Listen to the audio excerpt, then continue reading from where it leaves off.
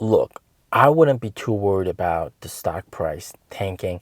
The stock price does not reflect the company, and the company does not reflect the stock price. NIO's not perfect. There's problems, yes, but let's not forget the fact that what we've just achieved and still are achieving are record monthly deliveries, averaging around 20,000 a month in the luxury EV segment, getting about 50+% of the luxury EV market share. This is an absolute big win. And after the price cuts, there's massive interest in NIOs, and NIO's hiring a ton of sales reps to support their growth. And let's not forget what the co-founder said. NIO won the Golden Steering Wheel Award for a Chinese company to beat Tesla, Volvo, Mercedes, to beat these companies and achieve first with 50+% market share in the market that you're competing in. That is just absolutely incredible results. Yes, NIO is still growing. For sales to increase further, there still needs to be more time. A lot of sales reps are being hired, and there still needs to be more training and prep work for them before they can actually push towards 30,000 deliveries. But in terms of the entire ecosystem, what NIO is building isn't just an auto company. It is an ecosystem like Apple back in the day. And they're pretty much running the company sort of like Apple in the sense. For example, for repairs, you pretty much have to repair your NIOs at NIO Service Center. Yes, you can go to other places to repair, but that of course voids your warranty.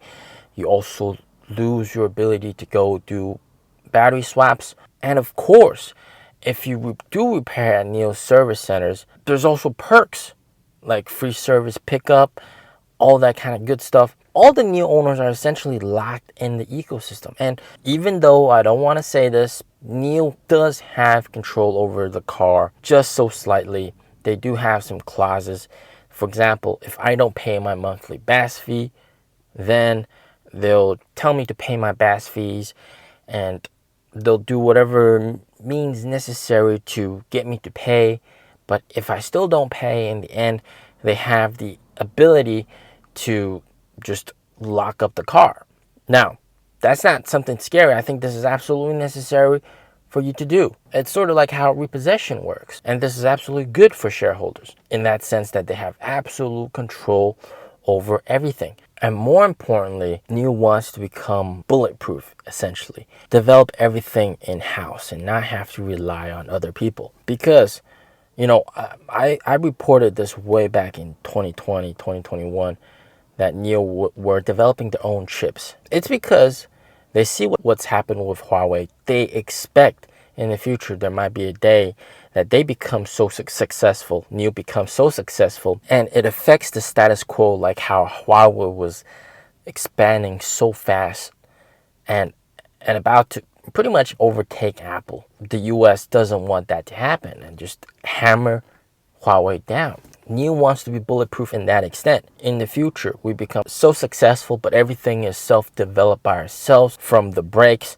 to the suspension, to the motors, to the batteries, to the operating system, to everything, to the chips inside the car, that you can sanction our partners all you want. It doesn't matter because we build everything in-house. In terms of the stock price, yes, we just came off from a huge EV bubble that has essentially collapsed. And right now, the weak people are being wiped out. And NIO is not one of them. NIO is one of the winners. So with the stock price being so low, it's like Apple way back in the day. It's a great buying opportunity, in my personal opinion. Not financial advice, especially in terms of where we're heading. And seeing that NIO is so successful in the luxury EV segment, 50+% market share here in China, mind-blowing. Can we expect NIO to also do the same for the mass market segment with a price range of 20,000 to 30,000 RMB? Absolutely. And I believe NIO will see tremendous success with the sub-brand market.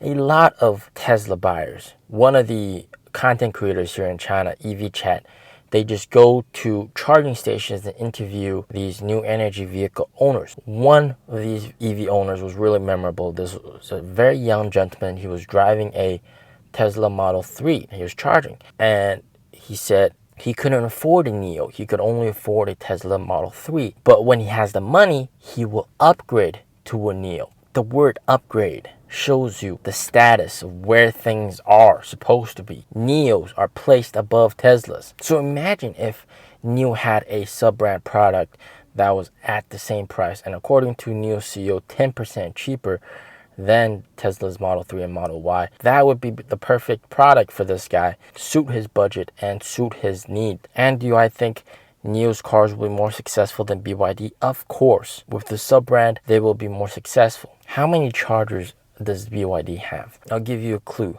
None. Nada. No public chargers. Well, at least that I know of. So in the future, it could totally be possible that if competition between NIO and BYD and Tesla is super intense, of course, first of all, swap stations can only be used by NIO vehicles. BYD and Teslas are missing out on that, but also NIO has the most number of chargers compared to these two guys here in China. NIO can just say, hey, make up an excuse. So we got too many NIO owners. We got to service our NIO owners first. Other brands cannot use our chargers within this time period like they're doing right now. Shit.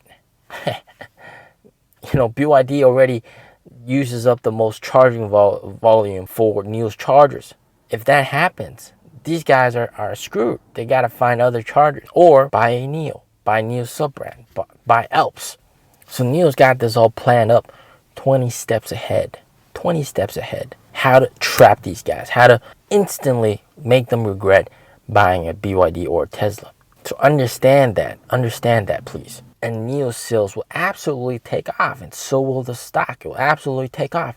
And NIO is absolutely forced to sell well by the end of 2025 because their whole entire contract with the Hefei government says that they have to. They absolutely have to. So we are still in the early phases. We've achieved tremendous success. NIO's going to get more successful in the future. The massive spending is just part of infrastructure growth. More infrastructure means more sales. More sales will solve all our problems. And like the co-founder said, the earnings, yes, Q2 earnings looked bad, but Q2 was the phase between stage 1 separation and stage 2 ignition. You're looking at that gap period where there's no thrust. But now right now, stage 2 is fully ignited. We're blasting off. Sales going through the moon. So stock price fluctuating a little bit down here doesn't really matter, does it? If it goes down, load up more. That's what I'm going to do. Not financial advice, because I know that a lot of people are like that. Tesla Model 3 owner wants to upgrade to a NIO, but his budget limits him. With the sub-brand, he's going to buy that sub-brand and not buy that Tesla. Millions of people just like him. As always, stay safe, stay healthy, peace out.